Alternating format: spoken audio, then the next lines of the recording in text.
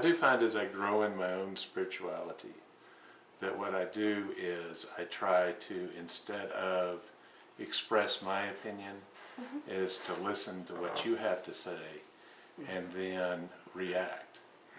And so that's an objective that I have, is to surrender my ego to the extent that I can do that consistently and not cater to your needs and desires, but be cognizant of them and be truly sympathetic and empathetic with what's going on with you.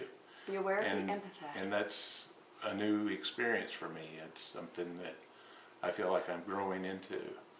And because I've always been very self-centered and very self-motivated. That's wisdom. And, well, I hope it is. It's wisdom. See, we can gather all the intelligence we can from the day we start life, but it is wisdom in using it, because we've been told to do these things in our childhood, our young adulthood is, think of others, do for others, set your ego aside, don't wear your heart on your sleeve, things like this. But did we listen? It's wisdom in remembering and then doing, and then try to impart upon others, which and as you alluded to, there's fear, which you have to face in your life. You can't run away from fear. Fear is a sickness. Yes. And fear will eat you up. Yes, it'll paralyze you. It'll paralyze you. And the way to defeat fear is to try and look in its face and say, what's the worst that could happen? That's true. I'm dead. So what? And so facing fear is actually the easiest thing to do, because you face fear and it's no longer your master. That's right. The second one is desires, and desires are so slow and insidious that you find yourself acting on your desires without even conscious thought. Thinking that they're needs. Right. In actuality, you have to re-identify needs from wants. That's true. Identify them and then separate them and step away from them. Oh yeah. Well, I mean, that's external happiness, where you're going to be happy if the next beautiful thing that you get or the next relationship you have, that's going to bring you happiness. It'll never bring you happiness. No. Because all those things get tarnished after a while. They're things. They are things. And once you possess them, the pursuit is gone. This is true. And so if you feel like that you'll attain happiness by having the next new thing or the next relationship, then you're never going to find it. What you have to have is happiness that comes from within. And happiness that comes from within is often associated with the calmness of mind, to realize that you're totally insignificant, that you're only part of the world. We cannot attain peace without until we have attained peace within. And that is the sacred place within. It's a sacred place. That is the journey within, and that's where spirituality resides. That's where these three battles right here, these three battles are, in the sense, karma, cause and effect.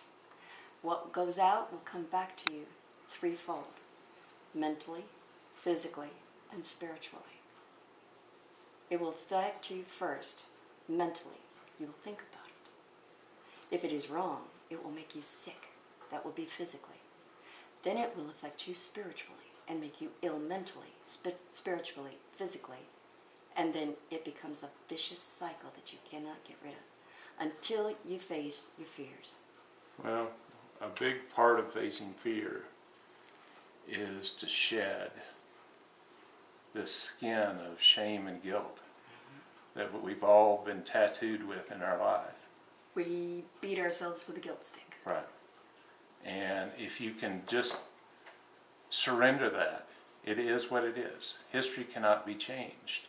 History is, it exists. Now, in light of all those experiences, are you going to repeat it? Yes. Or are you going to make a change? We're going to work on change, but we'll always repeat it. But is the next step going to be in the right direction? If each next step is in the right direction, then you can relax because you're headed in the right direction. And But- things will happen to you along the way. Yes, and that's Horrible when you will. things happen to That's you. when you will beat yourself again with the guilt stick until you Until realize you you shed are. that skin. That's right. And once you shed that skin, you understand that the past is the past is the past. Right. It's as if I were to give you a It's stick. gone and it is no more. And it will never be changed. And your perception of it was exactly how your memory is. And so that's reality for you. And it's based on your perceptions at the time. And they're not always complete. No, but we will always revert back to our human nature until we ourselves I think those get rid things of are our fears. defeatable, though. I do think that's defeatable. On a daily basis. Yeah. On a daily basis only. Because Oh, no. we cannot fight tomorrow's battles today. Oh no, and greater battles are to come. That's right. One of the things I've said recently is that at the end of every path lies sorrow. Right. That's And what so it is. if you defer living, then you will not realize your life. Because at the end of the path you die. Okay, and it happens to all of us. But what did you do between now and then? You got to enjoy the journey. There you go. That's exactly